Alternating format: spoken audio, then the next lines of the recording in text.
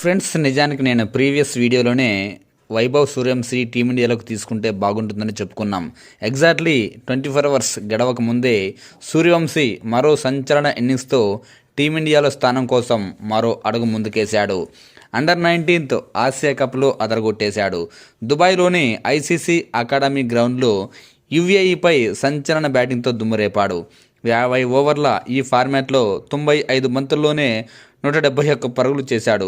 14 సిక్సర్లు, 9 ఫోర్లతో విజృంభించాడు. సూర్యవంశీ దెబ్బకు యుఏఈ బౌలర్లు బిత్తరపోతే భారతీయ జట్టు 433 పరుగుల భారీ స్కోర్ సాధించింది. అంతేకాదు, ఒక అండర్-19 టీం ఇంత స్కోర్ ఇప్పుడు చేయలేదు.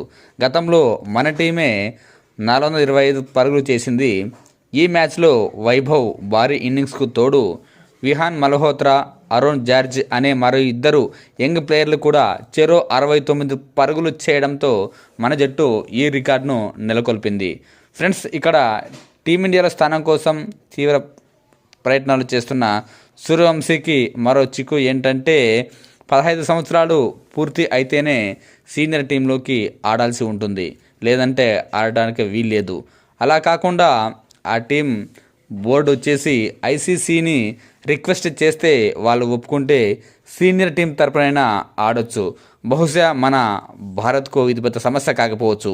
ఎందుకంటే బీసీసీఐ రిక్వెస్ట్ కాదు కదా, ఆర్డర్ వేసిన ఐసీసీ పాటించాల్సిందేనని పాటిస్తుందని క్రికెట్ చూస్తే మనలాంటి అందరికీ తెలుసు.